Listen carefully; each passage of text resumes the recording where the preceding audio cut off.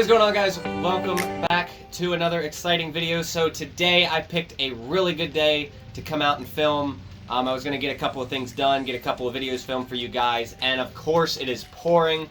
We got rain, we got humidity, so it's like tornado and hurricane weather out here. Right now it's kind of chilled back a little bit, so it's not quite as bad. Definitely going to affect me filming the video later for you guys, but with that being said, if you guys saw yesterday around 6 a.m., I dropped my video on installing nitrous on Alex's truck. Actually, for you guys, I guess it'll be 2 days. I dropped the video about installing nitrous and doing the maintenance on Alex's Ram 3500. Truck's got like 495,000 miles, just shy of 500,000. And then he, 3 hours later at like 9:19, decided to drop the video on it breaking down, which kind of looks like coincidental. He worked on the truck last and it broke down and everything. Especially if you saw the two titles together, you see at 6 a.m. installing nitrous and then at 9:20 towing the truck to the shop. You guys would have saw that the axle actually caught on fire. Basically a very expensive breakdown. So a couple of things I wanted to go over in this video is I noticed a lot of comments saying put it back to work, or why would you go and spend money on this? Oh, that's a waste of money, this and that. I just wanted to put out there that the people that complain about content are probably the stupidest people. Okay, so you have somebody who's out there trying to put out content for you and doing what they enjoy, and then you have these morons over here that are just like, oh, don't do that. I would do it this way. I hate to be the one to tell you this, but your opinion doesn't matter. So with that being said, Alex took off the 22 by 12 wheels and put on the factory wheels. The tires are a little bit bigger for the load rating, so he's got 4,000 pound rated tires instead of 3,500 pound rated tires, which is good. Less chances of having a blowout or anything. And then decided to put the truck back to work. Now, the reason the guys' opinions that, you know, want to say negative things or say, oh, I would do it this way, the reason your opinion doesn't matter is because this instance, he took the truck out and it ended up costing him $5,000 just about for towing, the flight cost to get back to go get his other truck, then he had to drive the same amount of miles anyway. The truck's got 500,000 miles, let the thing die. The people saying, oh, you should go over it, you know, go over the whole truck and do all this and that. Who's got $5,000 to $6,000 just to go over an entire truck and make sure everything's good? These things don't matter, and it just, I don't know. At the end of the day, it's kind of funny just to watch the idiots' heads explode. But yeah, so the point being, I went over this truck. I did the oil, I did all the fluids, filters, all that, went over, checked everything, there were no leaks, I rebuilt the exhaust.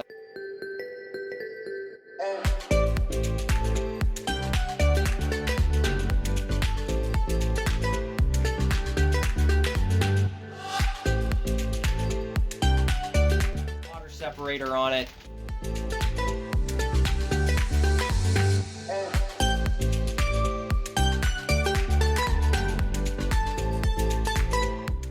You name it, I pretty much went over and did a lot of the stuff for it. Now, there were some little issues. He had a code for the ECU.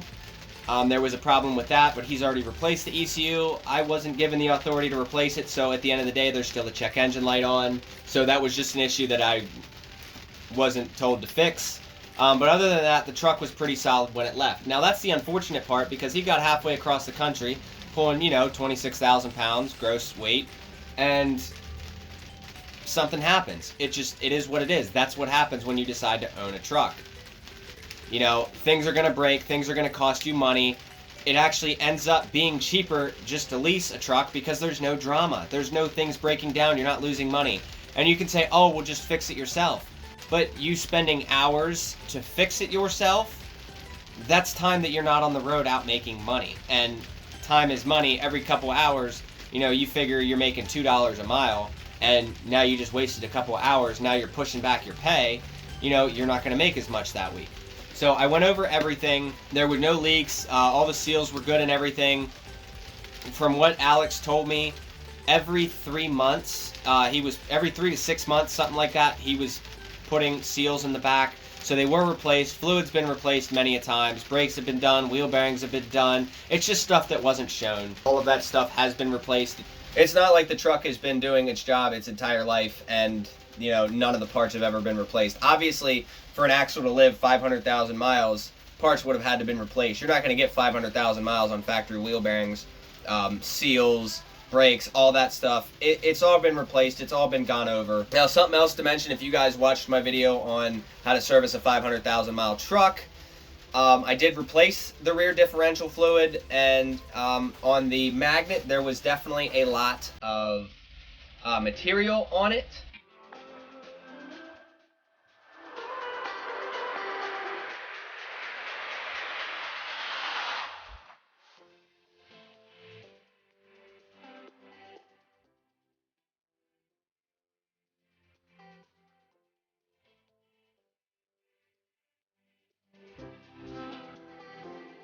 At 500,000 miles, what can you really expect? I mean, it wasn't perfect, but at the end of the day, it was good enough to run, but unfortunately something else failed.